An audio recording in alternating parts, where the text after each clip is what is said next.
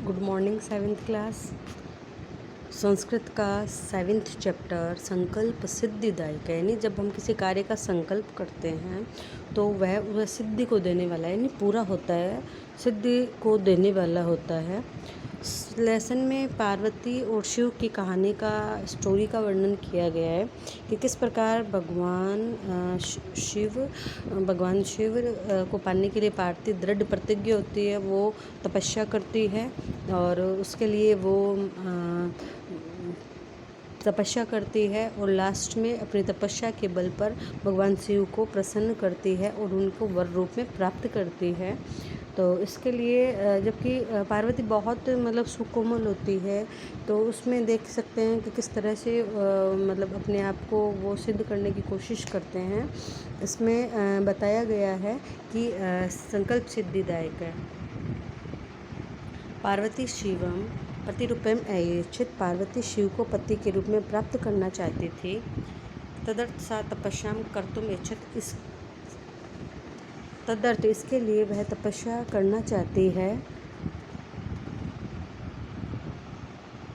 सा स्वकीय मनोरथ मात्र निवेदित। सा स्वकीय निवेदित मात्र निवेदित। वह अपनी यह इच्छा माता के सामने प्रस्तुत करती है।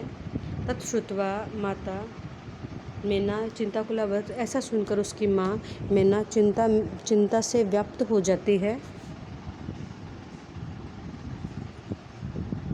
मैना वत्से मनीषित देवता ग्रहम एव संति। वत्से मनीषित देवता, चाहे वे जो देवता हैं वे ग्रहे एव संति, तुम्हारे घर में ही है।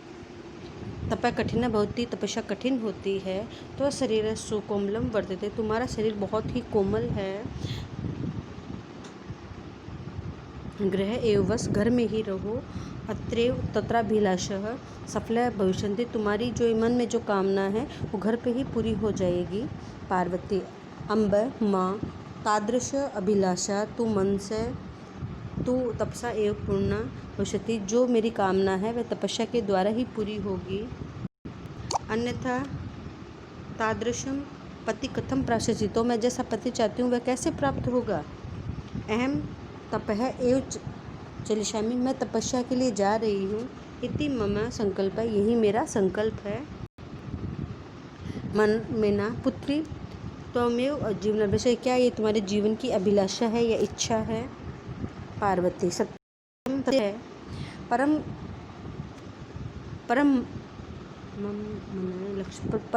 मन लक्ष्यम प्राप्तुम आकुलितवर्ती, लेकिन मेरा जो मन है वह लक्ष्य को प्राप्त करने के लिए आकुलित यानी बेचैन है।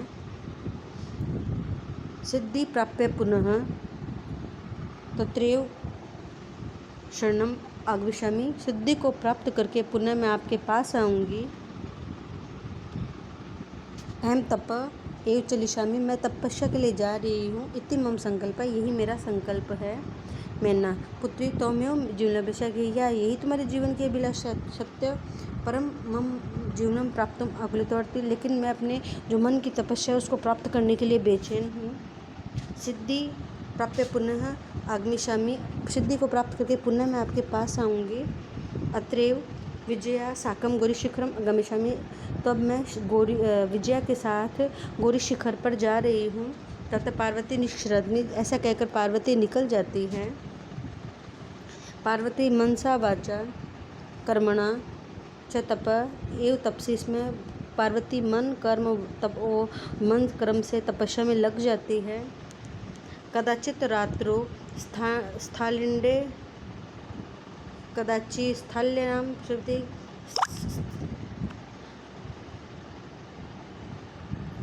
कदाचित कभी वह स्थलिंडे, कभी वह भूमि पर स्थलिंडे ने भूमि पर सोती है, और कभी शिलायाम कदाचित शिलायाम स्वपतिम, इसमें और कभी वह शिला पर सो जाती है। एकदा विजया अब एक दिन विजया ने कहा, विजया सखी तपय प्रभावा हिंसो पशुअपि एव सखाया जाता, तपस्या के प्रभाव से जो हिंसक पशु थे वे भी क्या हमारे मित्र हो गए हैं। पंचाग्नि व्रतमपि, पंचाग्नि और व्रत से एतत् तपय, ऐसा ये तपस्या का प्रभाव है। इन पुनरपि त्व अभिलाषा च पुनः। अब ऐसा करने से तुम्हारी जो अभिलाषा है शीघ्र ही पूरी हो जाएगी। अयि विजय, अरे विजय, किम न जानती, क्या तुम नहीं जानती हो? मनस्वी कदापि धैर्य न त्यजेत्, कि मनस्वी व्यक्ति होते हैं वे कभी भी धैर्य को नहीं त्यागते हैं। अपि च मनथा जगति अगति नास्ति,